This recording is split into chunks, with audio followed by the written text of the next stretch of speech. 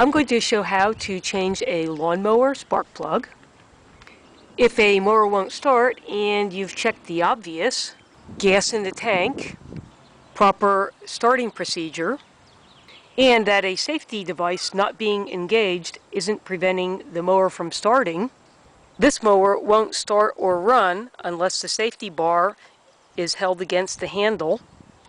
Changing the spark plug is a quick first troubleshooting step. Spark plugs often do fail and can be replaced in about 10 minutes. I keep a spare one on hand so that I can quickly eliminate a bad spark plug for the reason why the mower doesn't start. You'll need a ratchet and a socket for a spark plug. Mine uses a 13/16 inch socket. You can also use a deep socket. The difference between the deep socket and the plug socket is the plug socket has a rubber grommet on the inside of it, and that's a little kinder and gentler on the spark plug. Remove the spark plug lead. To avoid getting debris into the combustion chamber, clean the area around the spark plug with an old paintbrush. To remove the plug, place the socket onto the spark plug and turn it counterclockwise.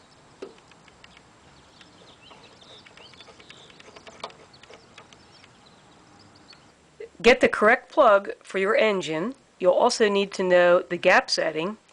If you're sure that the old plug is the correct one, take it to your local auto parts store or the local mower shop and get a replacement. Don't forget to ask for the gap setting when you're purchasing the plug. You can also find the correct plug number and gap setting in the operating and maintenance instructions. By the way, if you find this video helpful, a thumbs up is always appreciated. You'll need a spark plug gap tool or a feeler gauge to set the gap. The auto parts store will have gauges and sockets for sale. The spark plug gap is the distance between the ground electrode and the center electrode. The gap is important for proper engine performance. Be careful not to damage the center electrode while adjusting the spark plug gap. The gap for my spark plug is 30 thousandths. That's 0.030 on the feeler gauge. 30 thousandths is a common gap size for small engines. To use a feeler gauge to check the gap size, select the correct gauge, and if the gap is the right size, the feeler gauge will pass through between the ground and center electrode with very light resistance. I can't push this gauge through, so I know the gap is too small. If using a spark plug gap tool, there's a gap that gradually gets larger, and corresponding on top of the gauge is the size of the gap. On this gauge, 0.030 is right here. To widen the gap,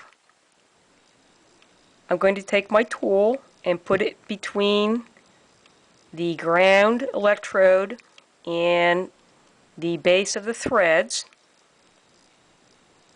and I'm going to pry up to open the gap a little bit. Then I'll take another measurement,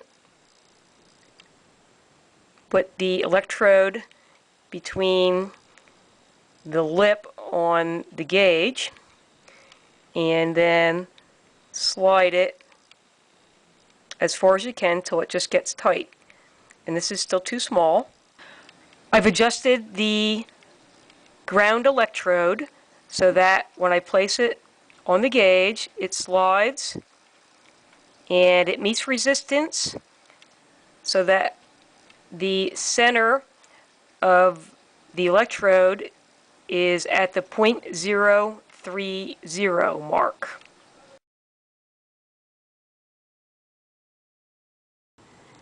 Install the new plug. Turn it by hand, clockwise, being careful not to cross-thread it.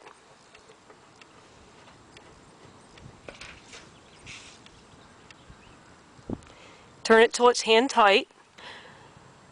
Snug it up with the wrench. Don't over tighten it.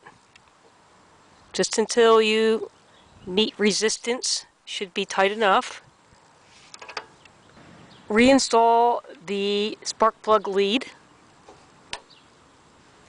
Click on the channel name, Know How Now, for other helpful videos. And thanks for watching.